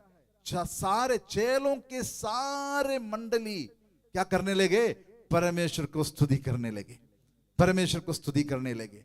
बाकी जो आगे पीछे चल रहे थे, ठीक है, आगे पीछे चल रहे थे, वो तो वैसे पुकार रहे थे। यूहन्ना की इंजील में यहूदी लोग जो डालियों को लेकर आया, खजूर की डालियों को लेकर आकर पुकार रहे थे। असली लोग कौन है? जो चेलों की मंडली है, जो परमेश्वर की आराधना करना है। चेलों की मंडली ने परमेश्वर की आराधना किया, होसाना, ठीक है। उन्होंने क्या किया? परमेश्वर के सामर्थ्य के कामों को देखा है, सामर्थ्य के कामों को देखा। और उस वहां पर एक और बात लिखा है, आनंदित होकर, है ना, लूका की इंजील में लिखा है, आनंदित होकर बड़े शब्द से परमेश्वर की स्तुति करने लगे, ठीक है। आनंदित होकर बड़े शब्द से परमेश्वर की आराधना करने लगे। आज हम परमेश्वर की आराधना कैसे करते हैं? आज हम कैसे परमेश्वर की आराधना करते हैं? ये 4 तरह की भीड़ को मैंने आपको बताया। एक तो एक राजा चाहिए, ठीक है ना। एक तो एक झुंड के लिए क्या है? एक राजा चाहिए, हमेशा उनको क्या करे? प्रोटेक्शन, ठीक है, अपना देश को सही से चलाए, एक राजा। दूसरा क्या है? अपनी जरूरतों को पूरा करे, काफी है। आजकल मसीहत एक ऐसा झुंड बन गया है, मसीहत में एक बहुत बड़ा श्राप आ चुका है। क्या है वो? चंगाई सभाएं, चमत्कारी सभाएं, चमत्कारी मसीही बाबाएं, बहुत घूम रहा है, ठीक है। वो लोग मसीहत को खत्म किया, लोगों ने अनुभव नहीं किया, अनुभव नहीं है। क्या कर रहे लोग? जो सुना है उसके लिए किसका आराधना कर रहे हैं? जो बाबा है उसकी आराधना कर रहे हैं। मसीह की आराधना नहीं हो रहा, उसकी तारीफ हो रहा है, जो उसके सामने दिखाई देता है। अपने फायदे के लिए मसीही में आना है, अपने फायदा के लिए कलीसिया के बीच में आना है, अपनी चंगाई के लिए कलीसिया में आना है। जब फायदा मिल गया उसके बाद क्या है? चलो वापस अपनी जगह, ठीक है। तब तक तो जय जयकार बहुत है, तब तक तो इतना होश, इतना जोश दिखाई देता है, इतना जोश दिखाई देता है। लेकिन कुछ दिनों के बाद में सब कुछ खत्म कर कर वापस चले जाते हैं। 9 कोड़ी लोगों ने, 10 कोड़ी लोगों ने चंगाई पाया, सिर्फ एक ही वापस आया। 9 क्या किया? वापस चले गए। 9 ने आराधना नहीं किया। 10 ने पहले क्या बोल के आया? 10 लोग 10 की 10 यीशु की तारीफ करके आए थे, है ना।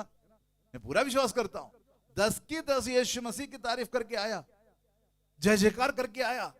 लेकिन अपना काम हो गया, क्या हो गया? सब वापस चले गए, सब वापस चले गए। ये वो झुंड है जो होशाना गा रहे थे, यीशु मसीह को राजा बनाना चाहता था। ये वो झुंड है जो राजा बनाना चाहते हैं, लेकिन वही लोग खड़े होकर के बोला इसको क्रूस पर चढ़ाओ। हमारे लोगों की आदत ऐसा है, ठीक है, असलियत में आराधना करना है, छुटकारा पाकर परमेश्वर की आराधना करना है। खजूर की डालियां लेकर कोई आराधना नहीं है। साल में एक बार खजूर की डालियां पकड़कर आप मसीही नहीं बन सकते। त्योहार मना करके आप कभी भी मसीही नहीं बन सकते हो। यीशु मसीह को व्यक्तिगत जीवन में अनुभव करना है, एक्सपीरियंस जीसस पर्सनली। अगर नहीं तो कोई फायदा नहीं है। हमारा चर्च में आना, प्रेयर में आना, सब कुछ करना व्यर्थ है अगर आप सच में यीशु मसीह को उद्धारकर्ता के रूप में नहीं मानते हैं तो। बाकी सब कुछ आपका जीवन में होता रहेगा, सब कुछ होता रहेगा, लेकिन उद्धार केवल यीशु ही दे सकता है। यहां पर एक झुंड था जो यीशु मसीह को सच में आराधना किया। उस झुंड को जब आराधना करने लगे, फरीसी लोगों ने आकर क्या बोला है, यीशु मसीह को बोला, उसके आगे लिखा है लूका की इंजील में, बोला है तुम अपने चेलों को क्या करे, डांटो, उनको चुप कराओ। ठीक है, सच्ची आराधना क्या करेगा, चुप नहीं हो सकता है, लेकिन चुप कराने के लिए लोग होंगे। ठीक है ना, जब सच में हम आराधना करेंगे, हमें चुप कराने के लिए लोग जरूर होंगे। लेकिन यीशु ने एक बात कहा वहां पर, यदि ये चुप रहे क्या करेगा, तो पत्थर चिल्ला उठेंगे। याद रखना, याद रखना, साल में एक बार होशाना गाने के लिए प्रभु ने मुझे और आपको नहीं बुलाया। मत्ती की इंजील में एक और प्रभु यीशु मसीह ने कहा है, यीशु मसीह को लोगों ने आकर के कहा तुम अपने चेलों को चुप कराए। न लड़के लोग, बच्चे लोग मंदिर में जाकर यीशु मसीह का जय जयकार कर रहा था, तब लोगों ने उनको रोकने की कोशिश किया। यीशु ने उनको एक सवाल पूछा, क्या तुमने नहीं पढ़ा कि दूध पीते बच्चों के जुबान में परमेश्वर ने क्या करेगा, बल दिया करके लिखा है ना। बच्चों को, दूध पीते बच्चों के मुंह पर परमेश्वर ने क्या किया, बल दिया हुआ है। किस बात के लिए, उस परमेश्वर की आराधना करने के लिए। अगर हम चुप रहे तो परमेश्वर पत्थरों को भी आज्ञा देगा कि वो चिल्ला उठेंगे।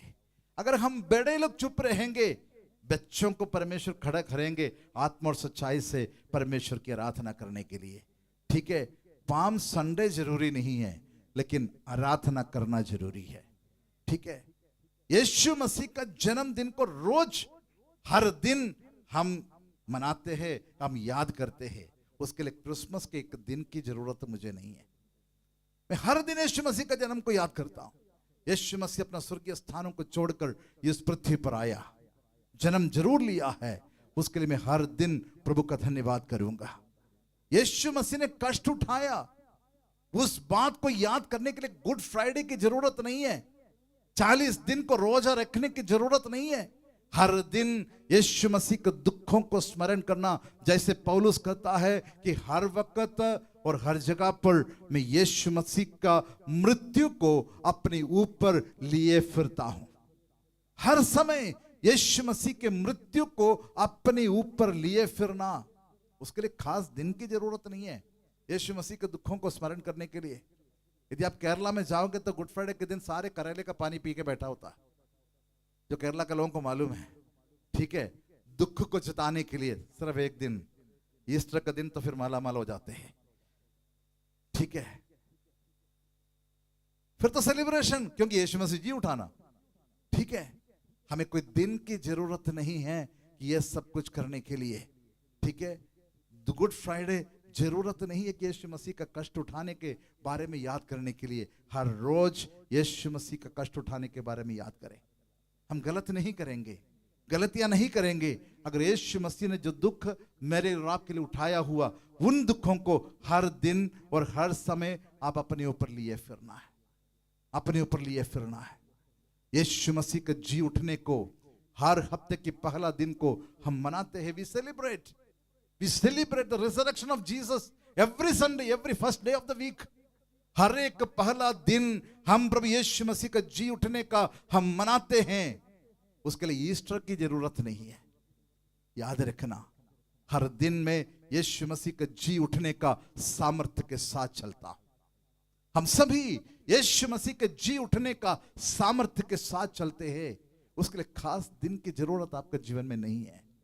मेरा कहने का मतलब इतना ही है कि एक कुछ दिन के लिए हम मसीह को ना जाने, मसीह को जानना तो जिंदगी भर के लिए उसके पीछे चलने के लिए फैसला ले।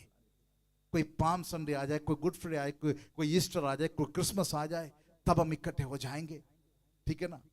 जैसे मत्ती की इंजील में हमने पढ़ा, वो लोग तो वही है कि खास मौके पर आकर जय जयकार करेगा, बाकी दिन दिखाई नहीं देगा, बाकी दिन दिखाई नहीं देते, ठीक है। हम ऐसे ना हो, हम ऐसा ना हो, ठीक है ना। चंडीगढ़ के चर्चेस में जाके देखना, क्रिसमस के दिन में इतना भीड़ होंगे, बाकी दिन खाली रहता है, बाकी दिन तो खाली रहता है, ठीक है। हमारा कलीसिया, हमारी आराधना इस प्रकार से ना हो। चाहे पर्व मनाए ना मनाए, पर्व मनाने के लिए बाइबल हमसे नहीं कहा है तो हम नहीं मनाएंगे, लेकिन आराधना जरूर करेंगे। अगर आप और मैं आराधना ना करें, पत्थर चिल्ला उठेंगे। हमारा जिम्मेवारी परमेश्वर की आराधना करना है। यहां पर कोई पीटी मास्टर नहीं खड़े हैं, कोई पीटी मास्टर नहीं है। अंकल और हम लोग पीटी मास्टर्स नहीं है कि आपको ताली बजाने के लिए कहे, ठीक है, हाथ उठाने के लिए कहे, धन्यवाद बोलने के लिए बोले, ठीक है। ये कोई योगा का क्लास और कोई पीटी का क्लास नहीं है। आराधना कैसे करना है? अपने आप, अपने आप। यहां पर चेलों की मंडली एक ही आवाज में उस परमेश्वर की आराधना किया है। क्या हम प्रभु यीशु मसीह के चेले हैं? यस और नो? अगर हम प्रभु यीशु मसीह के चेले, एक ही आवाज में हम परमेश्वर की आराधना करना। 1 मिनट के लिए अपनी जगह पर खड़े हो जाए, 1-2 मिनट के लिए खड़े हो जाए, अपनी आवाज उठाकर प्रभु की आराधना करें। हम कोई गीत गाने की जरूरत नहीं है, एक ही आवाज में परमेश्वर की आराधना करें। हमें प्रभु ने आराधना करने के लिए बुलाया है। Hallelujah, hallelujah. हमें परमेश्वर ने रिवाजों से छुटकारा दिया है। हालेलुया। हर एक पुरानी रीतियों से परमेश्वर ने मुझे और आपको छुटकारा दिया है। हालेलुया। हम प्रभु का धन्यवाद करें, हम प्रभु का धन्यवाद करें। Hallelujah, hallelujah, hallelujah. Praise the Lord, praise the Lord, praise the Lord. Hallelujah, hallelujah. जब भी हम इकट्ठे होते हैं, हम उत्सव मनाने वाला, वो जश्न मनाने वाला एक दिल के साथ प्रभु की उपस्थिति में आ जाए। हालेलुया। यहाँ पर मुंह लटका के कोई ना आ जाए, निराशा के साथ कोई ना बैठे, हालेलुया। दुख के साथ कोई ना बैठे, लेकिन प्रभु की हजूरी में कोई जश्न मनाते हुए, उत्सव मनाते हुए प्रभु की हजूरी में बैठ जाए। Hallelujah, hallelujah. यीशु मसीह ने स्वर्गीय स्थानों को छोड़कर एक मनुष्य के रूप को धारण कर मनुष्य की समानता में दास का रूप धारण कर इस पृथ्वी में उतर आया और इतना हलीम की अपने आप को, क्रूस की मृत्यु तक अपने आप को हलीम कर दिया। Hallelujah, hallelujah, hallelujah. वो कोई राजा बनना नहीं चाहा, कोई राजा बनना नहीं चाहा। Hallelujah, hallelujah. उसका एक ही पुकार में करोड़ों स्वर्गदूत उसकी सेवा के लिए तैयार था, लेकिन वो सारे दुख और सारे कष्ट मेरे लिए और आपके लिए सहा है। Hallelujah, hallelujah. केवल कुछ मौके पर याद रखने के लिए नहीं है, जिंदगी का एक एक पल हम प्रभु यीशु मसीह का जन्म को, उसका दुख उठाने का और उसका मृत्यु का और उसका जी उठने का स्मरण करते हुए, उसका उत्सव मनाते हुए आगे बढ़ने के लिए प्रभु का वचन हमें कहता है।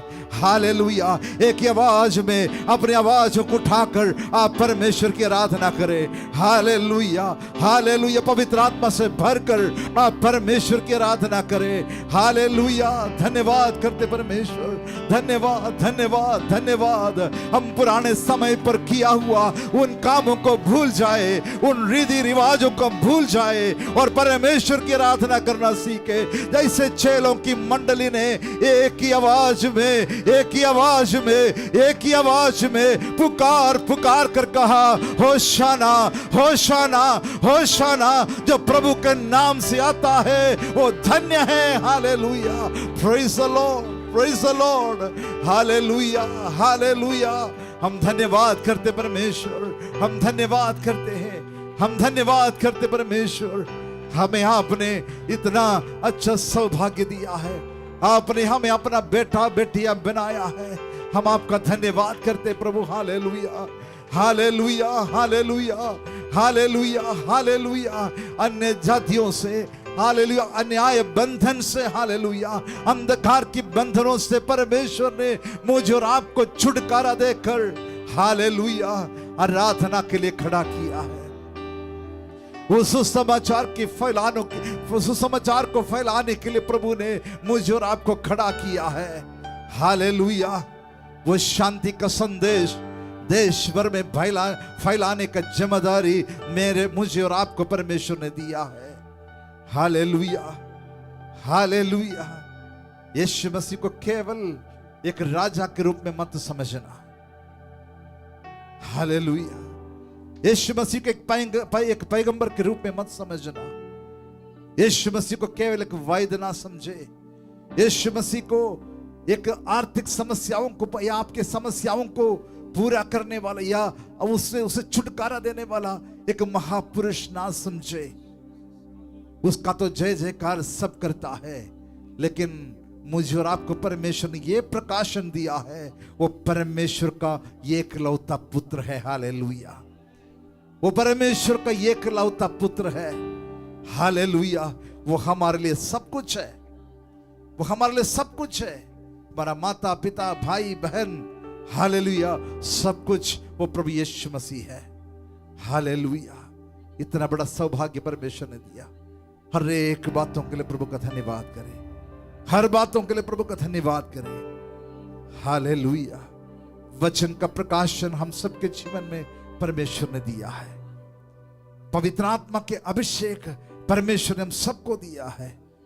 अलग अलग प्रकार की सेवकाई परमेश्वर ने हम सबको दिया है। हालेलुया। बाकी सब बातों को भूल जाए, रीति रिवाजों को भूल जाए, पर बाप दादाएं जो काम करते आ रहे थे उन चीजों को भूल जाए। वचन में जो लिखा है उसी के अनुसार चलने के लिए अपने आप को प्रभु के हाथों में समर्पण करें। हालेलुया।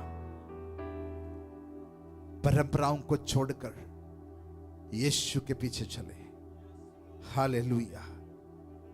जो कुछ समय के लिए आता है वही लोग यीशु को फिर से क्रूस पर चढ़ाएंगे, उसका बुरा भला कहेंगे, लेकिन चेलों की मंडली कभी पीछे नहीं हटेंगे। चेलों की मंडली कभी पीछे नहीं हटेंगे। वो परमेश्वर की आराधना करते रहेंगे। Hallelujah. Praise the Lord. Hallelujah. हम ऐसे एक चेलों की मंडली बन जाए, एक चेलों की मंडली बन जाए, विश्वासियों की मंडली नहीं बल्कि चेलों की मंडली बन जाए। हालेलुया। ताकि हमारे गुरु के पीछे हम चले, यीशु मसीह के पीछे हम चलते रहे, कभी पीछे मुड़कर ना देखे।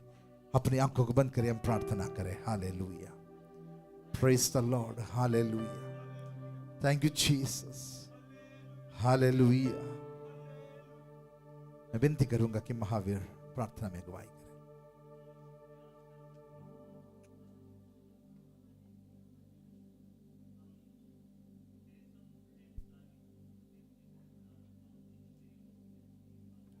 Praise the Lord. Hallelujah. हम धन्यवाद करते हैं तमाम उन चीज़ों के लिए, उन बातों के लिए, और खास कर तेरे इस जीवते वचन के लिए जो हमें बल देता है, Amen. जो इस संसार में जीने के लिए हमें तसल्ली देता है और संभाले रखता है कि हम कुछ शैतान के बहकाए में आकर पीछे ना चले जाएं। प्रभु तेरे जीवते वचनों के लिए, तेरे दास के लिए, जो उन वचनों को हमें भली भांति समझने में मदद सहायता करता है। प्रभु हम धन्यवाद करते हैं बारंबार बारंबार, करोड़ों बार, लाखों बार खुदावन प्रभु जी, क्योंकि हम इसके सिवा और कुछ भी तुझे देने के काबिल नहीं खुदावन। प्रभु हम शुक्रिया अदा करते हैं तमाम चीजों के लिए जो तेरी ओर से हमें दी जाती हैं। और प्रभु हम तेरे वचनों के अकॉर्डिंग चाहते हैं कि हम भी तेरे पीछे मेरे खुदावन इस लिए ना जाएं कि हम कुछ भौतिक आशीष चाहते हैं, वो हमें तू जानता है कि किस समय और किस घड़ी देनी है। प्रभु हम चाहते हैं और मैं प्रार्थना करता हूँ सबके एवज में मेरे खुदावंद प्रभु जी की हम तेरे चेलों की तरह जिस प्रकार से वो आनंदित होकर चिल्लाए और तेरी स्तुति की, प्रभु हम भी इसी प्रकार से हम तेरी स्तुति और वंदना कर पाए खुदावंद। हर दिन कोई पर्टिकुलर डे या टाइम ना हो खुदावंद प्रभु जी, लेकिन हम अपनी आत्मा में होकर प्रभु जी और तेरी आत्मा के साथ जुड़कर तेरी आराधना और स्तुति करने पाए पिता। Praise God. अपनी जुबान से भी और अपनी बुद्धि से भी खुदावंद प्रभु जी होने दे कि जो भी घटी हमारे अंदर है वो घटी तेरी पवित्र आत्मा की ओर से पूरी की जाए। और प्रभु हम सच्चे मायने में मेरे खुदावंद प्रभु जी तेरे आराधक बन सके मेरे खुदावंद प्रभु जी, और हर दिन तेरी आराधना को मुकम्मल कर सके खुदावंद प्रभु। हम धन्यवाद करते हैं हमारे बनाने का जो औचित्य तूने हमें दिया वो औचित्य हम पूरा करने पाए खुदावंद। वो आराधना के लिए तूने हमें रचा, हम तेरी आराधना कर सके खुदावंद, और हर दिन तेरा स्तुति तेरा गुणगान और तेरा धन्यवाद करते रहे। प्रभु हमें बुद्धि दे, हमें ताकत दे शारीरिक रूप से और आत्मिक रूप से खुदावंद प्रभु यीशु मसीह, कि हम तेरे उस कार्य को जो तूने हमें सौंपा है तेरे चेले होने के नाते पिता वो कार्य हम अपने पूरी जिंदगी में बढ़ाते जाएं और करते जाएं पिता। प्रभु हम धन्यवाद करते हैं, हम शुक्रिया करते हैं कि तू हमें ये नेमत बख्श चुका है कि हम इस संसार में रहकर तेरे सदृश प्रभु बनकर उन लोगों की आत्माओं को बचाने पाए खुदा। हम धन्यवाद करते हैं, शुक्रिया करते हैं इस समय के लिए, इस घड़ी के लिए, इस वचन के लिए, तेरे दास के लिए और तेरे इन तमाम आए हुए लोगों के लिए। प्रभु मैं प्रार्थना करना मांगता हूँ, धन्यवाद के साथ ये प्रार्थना तेरे चरणों में रखता हूँ, दया से सुनकर ग्रहण कर ले। आमीन। पिता परमेश्वर का प्रेम, पुत्र यीशु मसीह का फजल, पवित्र आत्मा की संगति और सहभागिता हम सबों के साथ, दुनिया के तमाम संत लोगों के साथ अब से लेकर प्रभु यीशु मसीह के दूसरे आगमन तक हमेशा हमेशा होती रहे। आइए मिलकर प्रभु का धन्यवाद करें। Hallelujah, hallelujah, hallelujah.